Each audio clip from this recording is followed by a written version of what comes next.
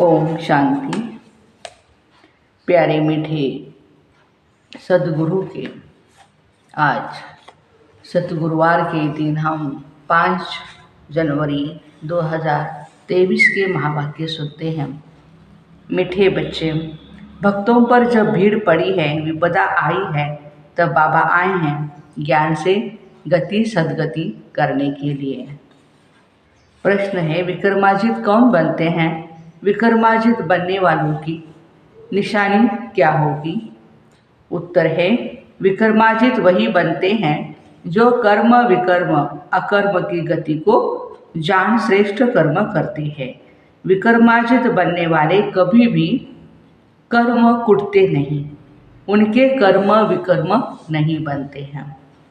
दूसरा प्रश्न पूछा गया है, इस समय बाबा डबल सर्विस कौन सी करते हैं? उत्तर है, आत्मा और शरीर दोनों को पावन बनाते हैं, फिर अपने साथ वापस घर भी ले जाते हैं। चरित्र एक बाप के ही हैं, मनुष्यों के हो नहीं सकते। गीत है ओम नमो शिवाय। ओम शांति।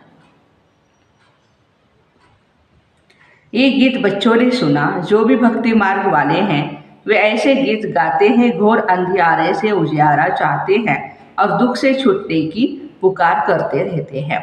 तुम तो हो शिववंशी ब्रह्मा कुमार कुमारियाँ। यह तो समझने की बात है। इतने बच्चे कुक वंशावली तो हो नहीं सकते, जरूर मुख वंशावली होंगे।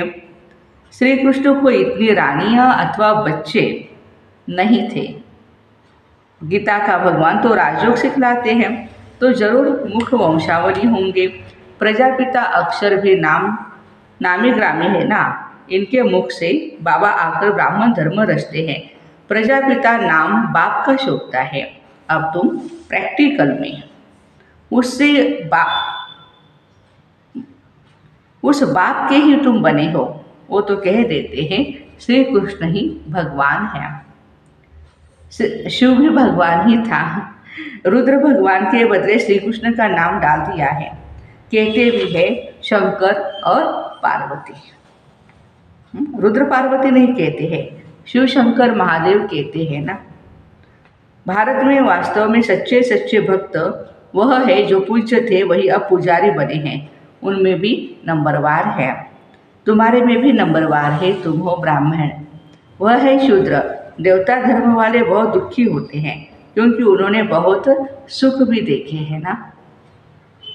अब तुम्हारा दर दर भटकना बंद हो गया है, आधा कल्प के लिए। यह राज भी तुम ब्राह्मण ही जानते हो, सो भी नंबरवार। जिन्होंने कल्प पहले जितना पुरुषार्थ किया था उतना ही अब भी करते हैं। ऐसे नहीं जो ड्रामा में होगा, फिर भी पुरुषार्थ का नाम आता है। ड्रामा को बच्चों से पुरुषार्थ कराना ही है। जैसा पुरुषार्थ वैसा पद मिलेगा। हम जानते हैं कल्प पहले भी ऐसा ही पुरुषार्थ किया था, ऐसे सितम हुए थे, यज्ञ में विघ्न पड़े थे। तुम बच्चे जानते हो बाबा फिर से आए हैं। कल्प पहले भी इसी समय आया था, जबकि अंग्रेजों का राज्य था।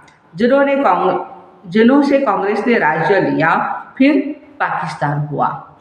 यह कल्प पहले भी हुआ था। गीता में यह बातें नहीं हैं। आखिरी समझ जाएंगे बरोबर अब वही समय है। कोई समझते हैं ईश्वर आ गया है। जब महाभारी लड़ाई लगी थी तो भगवान आया था। कहते ठीक है, सिर्फ नाम बदल दिया। रुद्र नाम लेवे तो भी समझे कि ठीक है भाई, रुद्र ने ज्ञान यज्ञ रचा, जिससे पुरानी दुनिया की जैसे बाबा की लिए दुनिया की जो भी विपदा या आपदाएं हैं, प्रॉब्लम्स हैं, वो टरी थी। यह भी धीरे धीरे तुम्हारे द्वारा पता लग जाएगा। इसमें अभी समय पड़ा है, नहीं तो यहाँ ऐसी भीड़ मच जाएगी जो तुम पढ़ भी नहीं सकोगे। यहाँ भीड़ का कायदा ही नहीं है, गुप्त वेश में काम चलता रहेगा। अब कोई बड़ा आदमी यहाँ आए तो कहेंगे इनका भी माथा खराब हुआ है। गुप्त अच्छा, यह तो बाप तुम बच्चों को पढ़ाते हैं। देवता धर्म तो भगवान आकर रचेगा। अब वह आया है नई दुनिया रचने के लिए। भक्तों की भीड़ अर्थात विपदा प्रॉब्लम्स उतारने के लिए। विनाश के बाद तो कोई भी दुख होगा ही नहीं। वहाँ सतयुग में भक्त होते नहीं, न कोई ऐसे कर्म करेंगे जो दुखी हो। बम्बई से रमेश भाई का फोन आया। बाप दादा चले आते तो बच्चे उदास होते हैं। जैसे स्त्री का पति विलायत में जाता है तो याद में रो पड़ती है, वो है जिस्मानी संबंध। यहाँ बाबा के साथ है रूहानी संबंध। बाबा से बिछुड़ते हैं तो बच्चों के आंखों में प्रेम के आंसू आ जाते हैं। जो सर्विसेबल बच्चे हैं बाबा को उनका कदर है, सपूत बच्चों को फिर बाप का कदर रहता है। शिव बाबा का तो बहुत ऊंच से ऊंच संबंध है, उनसे ऊंच कोई संबंध होता नहीं। शिव बाबा तो बच्चों को अपने से भी ऊंच बनाते। पावन तो तुम बनते हो, परंतु बाप समान एवर पावन नहीं हो सकते। हाँ, पावन देवता बनते हो। बाप तो ज्ञान का सागर है, हम कितना भी सुने तो भी ज्ञान सागर नहीं बन सकते हैं। वह ज्ञान का सागर आनंद का सागर है, बच्चों को आनंदमय बनाते हैं और तो सिर्फ नाम रखवाते।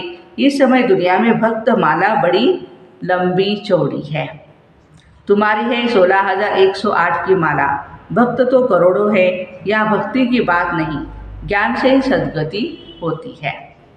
अब तुमको भक्ति की जंजीरों से छुड़ाया जाता है। बाबा कहते हैं सब भक्तों पर जब भीड़ होती है तब मुझे आना पड़ता है। भीड़ माना प्रॉब्लम्स, संकट आता है ना। सभी को गति सदगति करने के लिए स्वर्ग के देवताओं ने जरूर ऐसे कर्म किए हैं तब इतना ऊंच पद पाया है। कर्म तो मनुष्यों के चले आते हैं, परंतु वहाँ कर्म कुटते नहीं। यहाँ कर्म विकर्म बनते हैं क्योंकि माया है, वहाँ माया होती नहीं। तुम विकर्माजित बनते हो। जिन बच्चों को अभी कर्म अकर्म विकर्म की गति समझाता हूँ वही बच्चे विकर्माजित बनेंगे। कल्प पहले भी तुम बच्चों को राजयोग सिखाया था, वही अब सिखला रहा हूँ।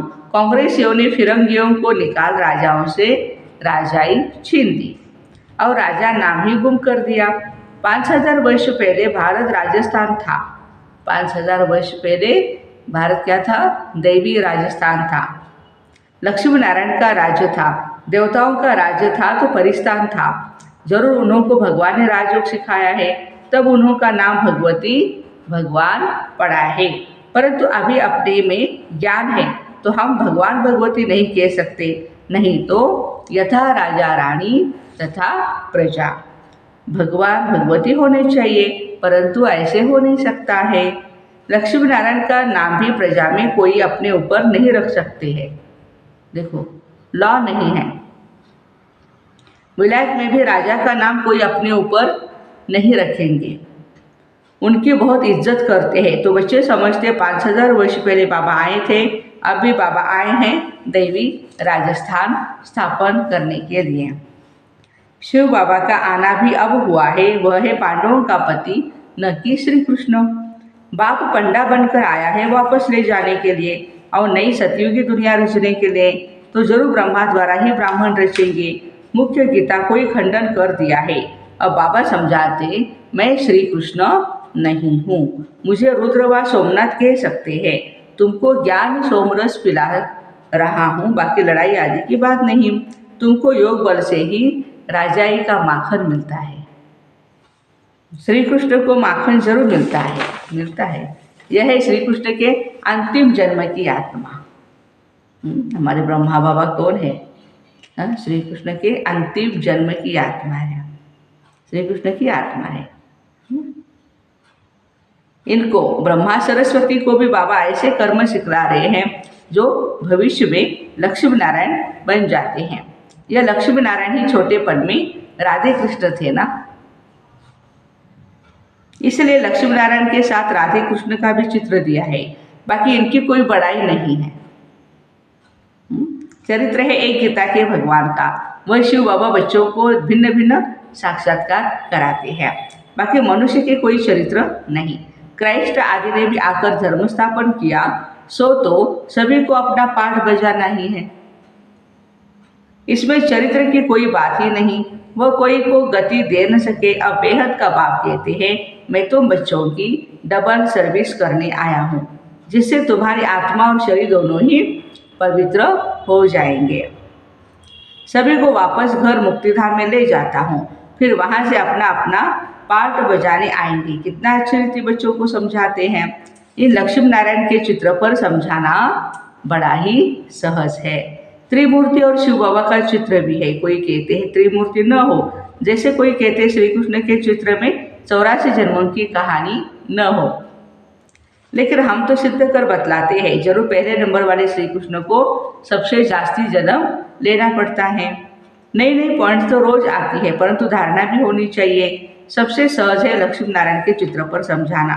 मनुष्य थोड़े ही कोई भी चित्र का अर्थ समझाते हैं, उल्टा सुल्टा चित्र बना देते। नारायण को 2 भुजाएं और लक्ष्मी को 4 भुजाएं दिखाते हैं।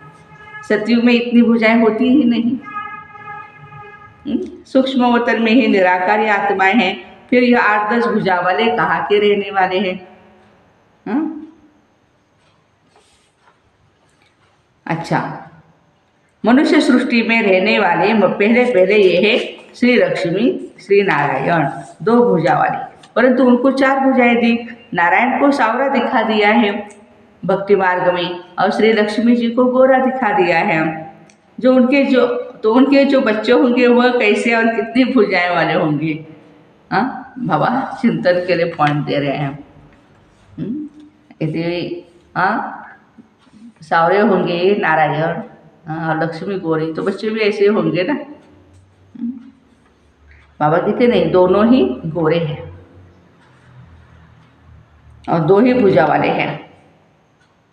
तो ऐसे प्रश्न पूछ सकते हैं, क्या बच्चे को 4 भुजा, बच्चे को 2 भुजा होगी क्या? बच्चों को समझाया है, हमेशा ऐसे समझो। हमको शिव बाबा मुरली सुनाते हैं, कभी यह ब्रह्मा भी सुनाते हैं। शिव बाबा कहते मैं गाइड बनकर आया हूँ, यह ब्रह्मा मेरा बच्चा है बड़ा। कहते हैं त्रिमूर्ति ब्रह्मा, त्रिमूर्ति शंकर व विष्णु नहीं कहते हैं। महादेव शंकर को कहते, फिर त्रिमूर्ति ब्रह्मा क्यों कहते हैं?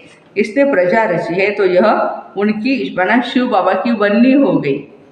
ब्रह्मा बाबा शिव बाबा की वन्नी हो गई। शंकर व विष्णु को वन्नी नहीं कहेंगे। यह बहुत वंडरफुल बातें समझने की है।